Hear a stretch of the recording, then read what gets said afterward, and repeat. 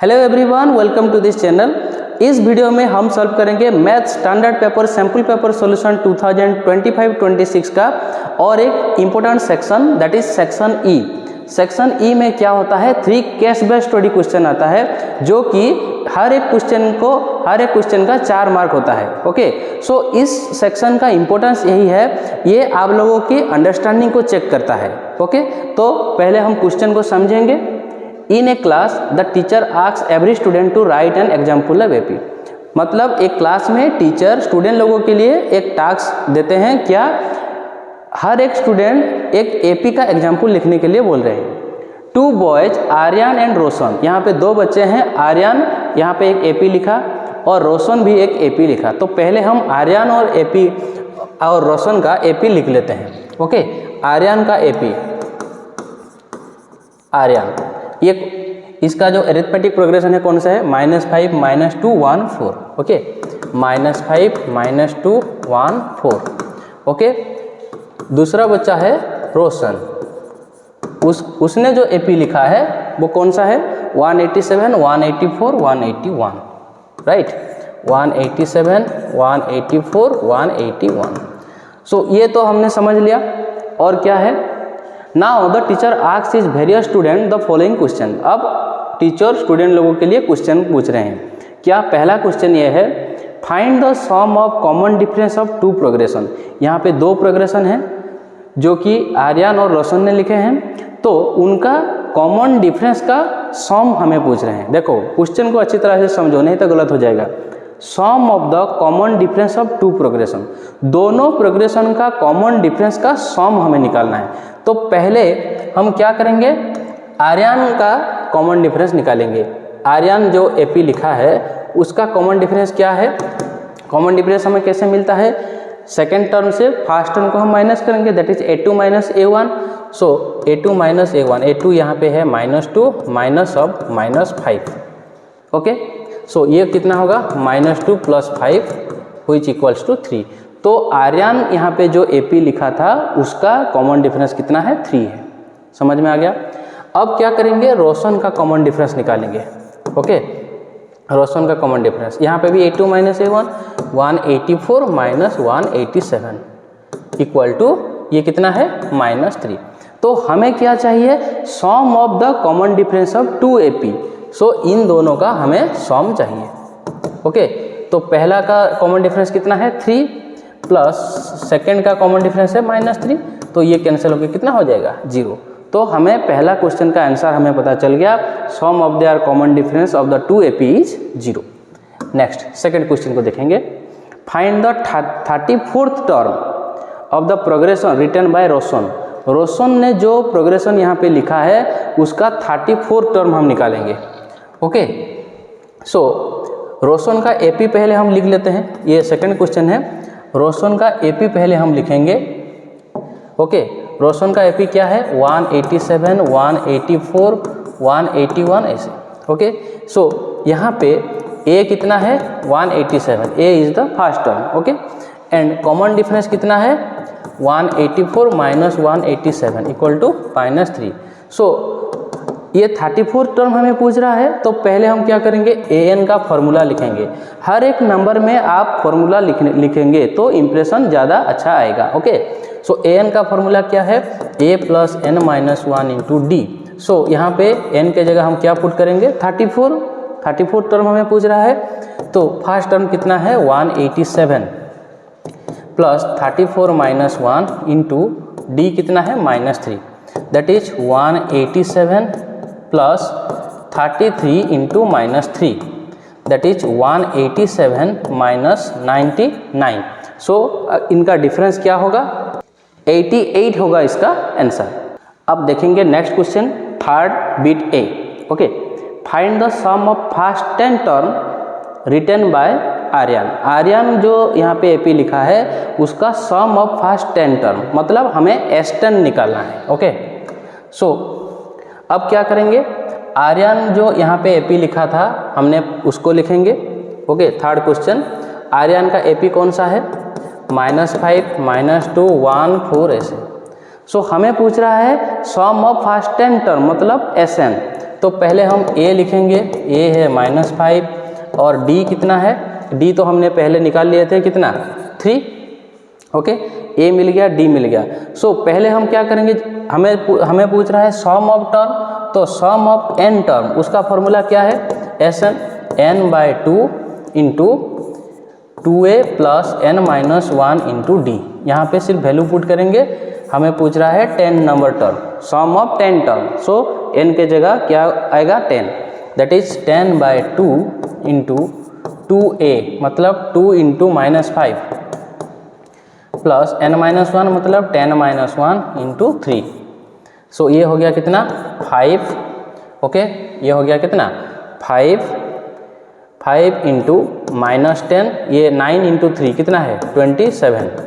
सो 5 into 27 minus 10 क्या होगा 17 into 5 कितना होगा 85 होगा इसका क्या सम ऑफ 10 टर्म्स।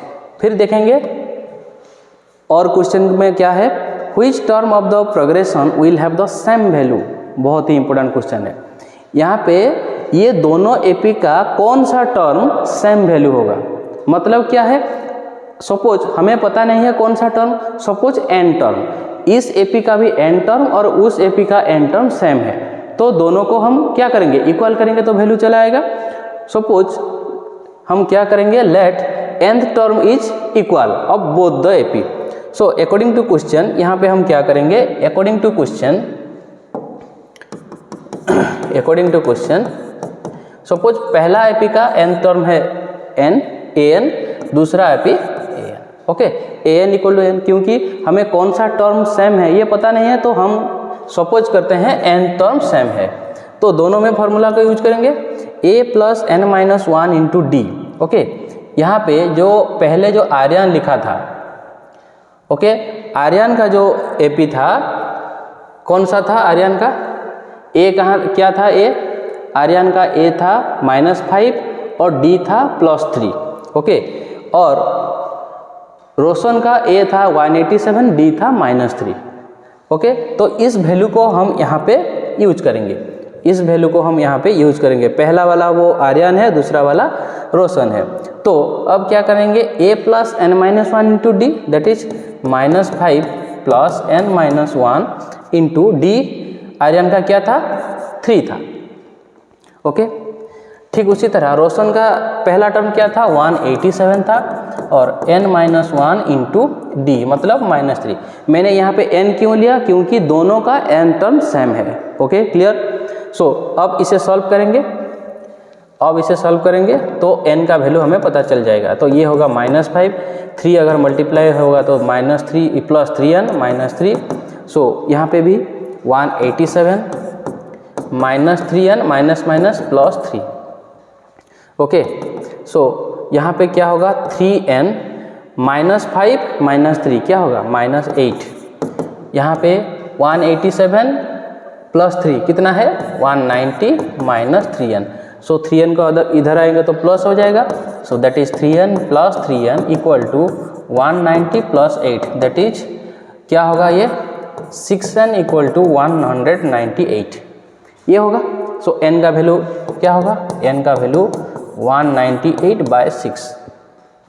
सो ये होगा 6 3 जा 18, 6 3 जा, सो 33 टर्म दोनों एपी का सेम रहेगा।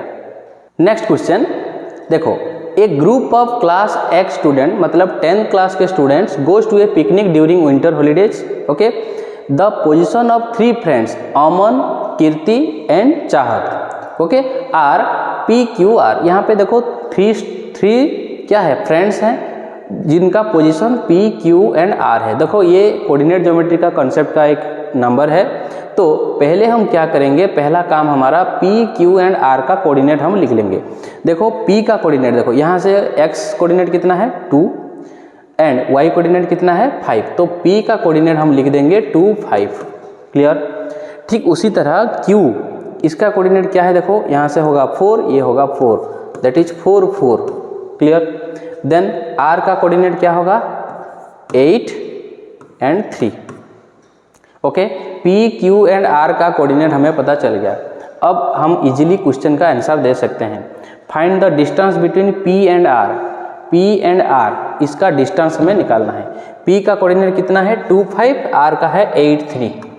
ओके 2 5 एंड 8 3, ये है P और ये है R। इन दोनों के बीच हमें क्या करना है, डिस्टेंस निकालना है। सो यूजिंग डिस्टेंस फॉर्मूला हमें पता है, suppose this is x1 y1 and this is x2 y2। Okay so PR कितना होगा, फॉर्मूला हमें पता है, square root of x2 minus x1 square plus y2 minus y1 square, that is x2 मतलब ये होगा 8 minus 2 whole square plus 3 minus 5 whole square. Okay so 8 minus 2 कितना है 6, 6 स्क्वायर कितना है 36, 3 माइनस 5 ये होगा 2 माइनस 2 सॉरी माइनस 2 का स्क्वायर है 4।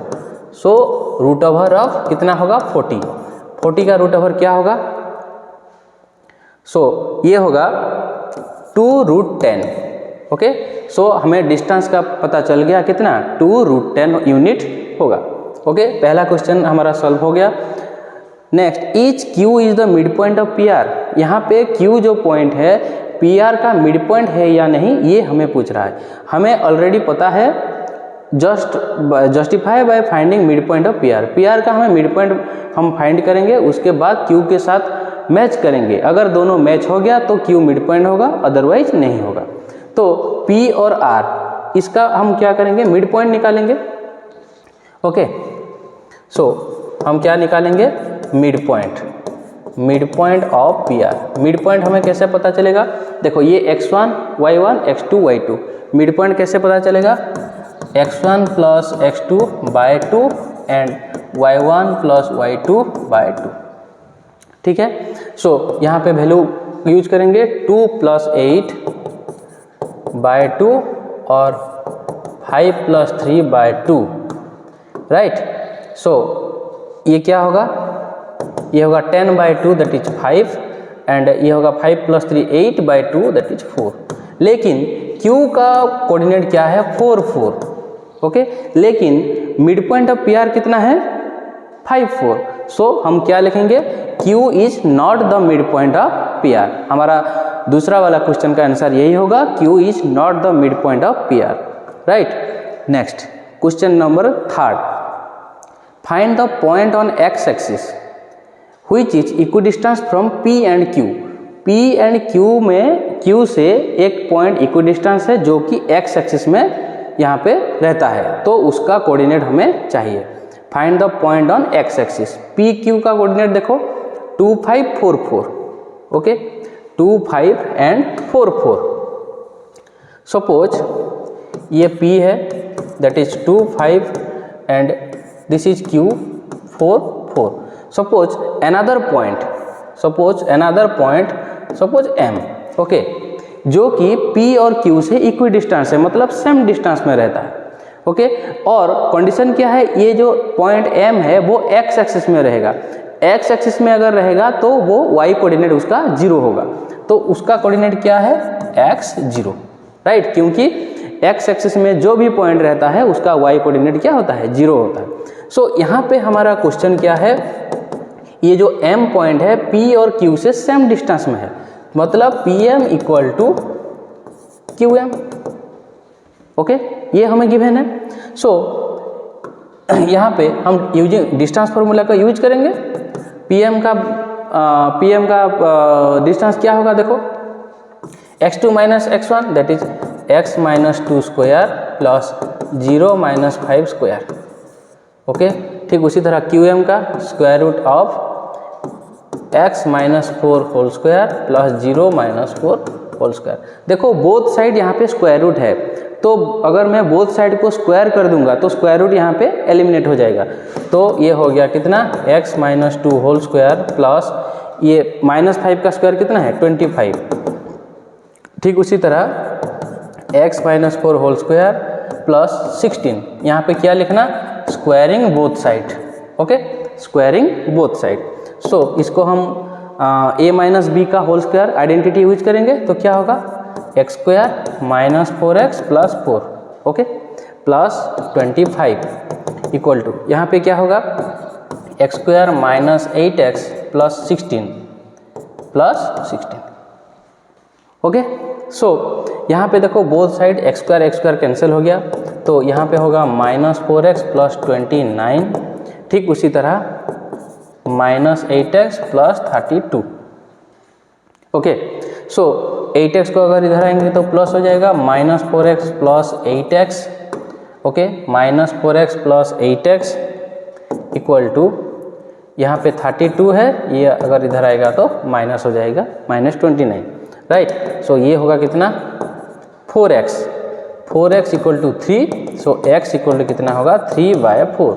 सो the coordinates of the point m is x0 that is 3/4 and 0 होगा उसका coordinate. Next question, let S be a point which divides the joining PQ के बीच में एक पॉइंट है S जो कि PQ को 2:3 रेशियो में डिवाइड करता है, तो S का कोऑर्डिनेट हमें चाहिए। PQ को 2:3 रेशियो में कौन डिवाइड करता है, S। ओके, तो S का कोऑर्डिनेट हमें चाहिए, बाय यूजिंग सेक्शन फॉर्मूला हम यूज कर सकते हैं इसके। ओके, सो देखो यहाँ पे हम डायग्राम ड्रॉ कर लेते हैं। देखो suppose this is PQ, P का कोऑर्डिनेट कितना है 2, 5 एंड Q का कोऑर्डिनेट कितना है 4, 4। Suppose this is a point S जो कि 2:3 रेशियो में डिवाइड करता है। Okay, so suppose this is x1 and this is y1, this is x2 and this is y2, and ये जो रेशियो है m1 और ये m2। तो हमें according to using section formula coordinate of S का कोऑर्डिनेट क्या होगा, m1 x2 plus m2 x1 by m1 plus m2, and y coordinate क्या होगा, m1 y2 plus m2 y1 by m1 plus m2। Okay, so m1 x2 मतलब देखो यहाँ पे 2 into x2 क्या है 4 प्लस 3 इंटू x1 क्या है 2 by 2 plus 3, and y coordinate में हम यूज करेंगे value 2 into 4 plus 3 into 5 by 2 plus 3। So ये होगा कितना 2 4 जा 8, 8 प्लस 6 कितना है 14 by 5, and another one is 2 4 जा 8 एंड 15 कितना होगा 23 by 5। So coordinate of S is 14 by 5 and 23 by 5। Next question, India Gate formerly known as All India War Memorial is located near Kartavya Path. देखो आप लोगों को दिख रहा होगा यहाँ पे एक पिक्चर है ऑल इंडिया गेट का जो कि दिल्ली में है। Okay, it stands A memorial of 74,187 soldiers of Indian army who gave their life in the first world war. ये जो सोल्जर यहाँ पे सैक्रिफाइस किए थे उनके लाइफ, उनके मेमोरियल में ये है। Okay, this 42 metre tall structure was designed by sir Edwin Lutyens, okay, in the style of Roman triumphal arches. Okay, so यहाँ पे जो बेसिकली यहाँ पे जो इंडिया गेट है उसका हाइट हमें यहाँ पे गिवन है कितना 42 मीटर। तो पहले हम क्या करेंगे, इसका हम एक रफ डायग्राम यहाँ पे ड्रॉ कर लेंगे। Suppose this is India Gate, okay, A B जो कि 42 मीटर हाइट है। ओके, इस क्वेश्चन से ये हमें कंक्लूजन मिला। और क्या है, ए स्टूडेंट श्रेया, ओके, यहाँ पे एक स्टूडेंट है जिसका नाम है श्रेया, अब हाइट 1 मीटर, उसकी हाइट कितना है 1 मीटर है, visited India Gate at the part of her study tour. ये वो स्टूडेंट 1 मीटर हाइट का इंडिया गेट विजिट करने के लिए गए। What is the angle of elevation from Shreya's eyes. हमें पहला क्वेश्चन ये पूछ रहा है what is the angle of elevation from Shreya's eye to the top of India Gate. Shreya के आंख से उसका जो इंडिया गेट का टॉप है उसका एंगल ऑफ एलिवेशन हमें पूछ रहा है। कंडीशन क्या है, if she is standing at a distance of 42 metre away from India Gate. देखो यहाँ पे यह है इंडिया गेट जो कि 42 मीटर है, श्रेया कहाँ पे खड़ी है 41 मीटर डिस्टेंस से, सपोज ये है इंडिया गेट का फुट, सो यहाँ से 41 मीटर डिस्टेंस में suppose this is the point C where Shreya is standing. Okay, ये है 41 मीटर। यहाँ से वो देख रही है top of the India Gate. Okay, तो अगर वो 41 मीटर डिस्टेंस से इसको देख रही है तो उसकी आई से और उसके आंख से इंडिया गेट टॉप का एंगल ऑफ एलिवेशन क्या है। देखो श्रेया का हाइट कितना था, श्रेया का हाइट कितना था 1 मीटर था। Suppose this is the height of Shreya. Okay, suppose this is the height of Shreya क्या सी डी। सो वो उसकी आंख कहाँ पे था, कहाँ पे होगा, डी पे टॉप में होगा। सो यहाँ से हमें पूछ रहा है डी से एंगल ऑफ एलिवेशन कितना है, डी से ए तक। Okay, in the diagram angle of elevation from D to A. Suppose this is, यहाँ पे हम इसका बेस लाइन ड्रॉ कर लेंगे। Okay, and this is E. Okay, C D is the height of the Shreya that is 1 metre. अगर यहाँ पे C D 1 metre होता है तो बी ई भी 1 मीटर ही होगा, क्योंकि ये एक रेक्टेंगल होगा। ओके, सो अगर बी ई 1 मीटर है तो ए ई कितना होगा, ए ई कितना होगा 41 मीटर होगा, क्योंकि टोटल 42 है और यहाँ से ये क्या है 1 मीटर है। तो यहाँ पे आप डायग्राम को टोटल डिस्क्राइब कर देना। हाइट मैं जो बोल रहा हूँ वो लिख देना। Height of the India gate equal to A B that is 42 metre. Height of Shreya C D that is 1 metre. So यहाँ in the diagram C D equal to B E 1 metre. So now A E हमें कैसे पता चलेगा, A B minus B E that is 42 minus 1 equal to 41 metre, ये हमें पता चल गया। तो हमें पूछ रहा है श्रेया की आंख से उसका एंगल ऑफ एलिवेशन क्या है, मतलब ये एंगल हमें पूछ रहा है। Let this angle is theta. So in right angle triangle A D E, okay, A D E में देखो अगर ये थीटा है तो ये क्या है, ये क्या है परपेंडिकुलर है।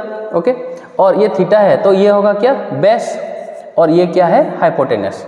तो हमें बेस का पता है क्योंकि ये एक रेक्टेंगल है, तो अगर ये 1 मीटर होता है तो ये 1 मीटर, ऑपोजिट साइड सेम, ये 41 मीटर है तो ये भी 41 मीटर है।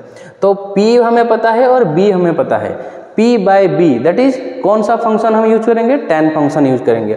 सो tan थीटा इक्वल टू कितने हो गए A E by D E that is tan theta equal to 41 metre by 41 metre which equals to 1 हो जाएगा।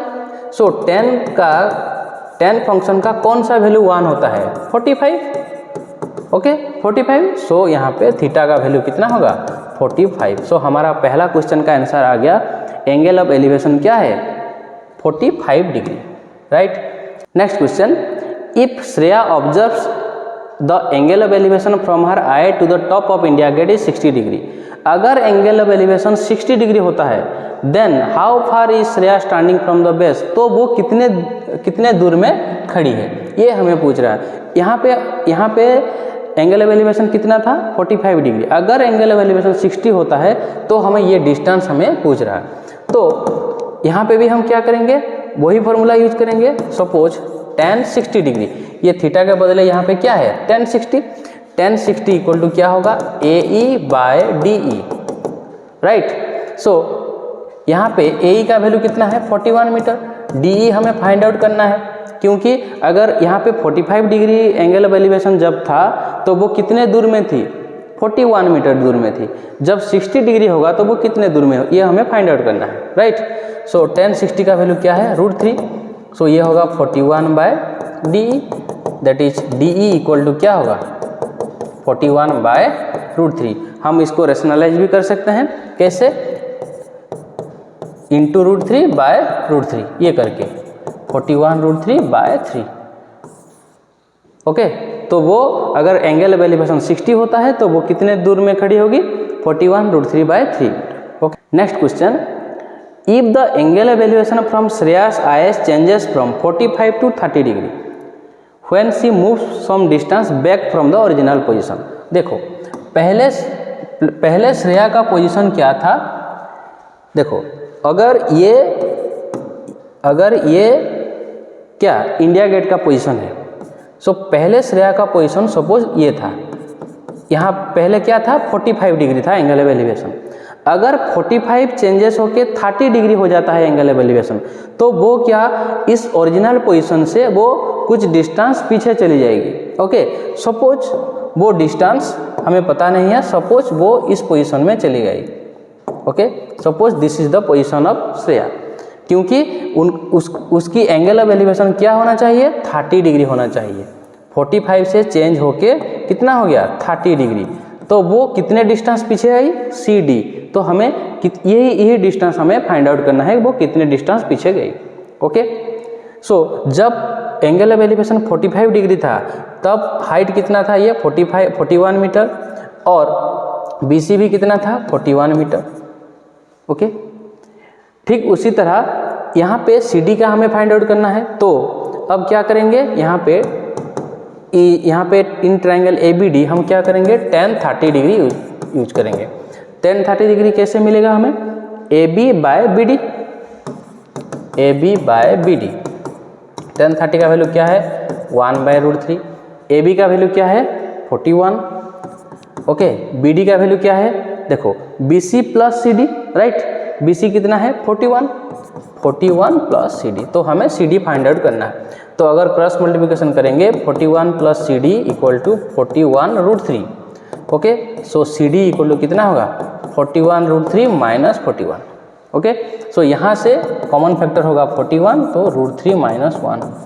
ओके, सो श्रेया कितने डिस्टेंस पीछे जाएगी 41 इंटू √3 माइनस 1। समझ में आ गया। Next question, if Shreya moves A point which is at a distance 41/√3 from the India gate, then find the angle of elevation. Okay, अगर if Shreya moves a point which is at a distance 41/√3, suppose यहाँ पे क्या बोल रहा है, suppose this is the position of India Gate. अगर ये India Gate का पोजीशन है, श्रेया कितने डिस्टेंस में जाएगी, सपोज ये श्रेया का पोजीशन है। ओके, और इस डिस्टेंस यहाँ पे AB is the India Gate and C is the position of Shreya. अगर इंडिया गेट से वो 41/√3 मीटर डिस्टेंस में रहती है तो उसका एंगल ऑफ एलिवेशन कितना होगा, ये हमें पूछ रहा है। तो इंडिया गेट का जो हाइट था कितना 41 था according to height of Shreya. Okay, so हमें ये एंगल ऑफ एलिवेशन निकालना है। Okay, suppose this angle is theta, so tan theta equal to क्या होगा AB by BC, that is tan theta equal to AB का वैल्यू कितना है 41, BC का वैल्यू कितना है 41/√3, सो 41 इंटू √3 बाय 41, सो ये होगा √3। So tan theta equal to √3। Okay, tan theta equal to √3। tan function का कौन सा वैल्यू √3 होता है 60 degree, which is equal to tan 60 degree. So theta का वैल्यू हमें मिल गया कितना 60 degree. So angle of elevation कितना होगा 60 डिग्री होगा। तो स्टूडेंट्स, ये था sample paper 2025-26 math standard paper का टोटल सॉल्यूशन। आई होप आप लोगों को समझ में आ गया होगा। अगर अच्छा लगा तो खुद देखने के साथ साथ अपने दोस्तों के साथ शेयर करिए। Thanks for watching.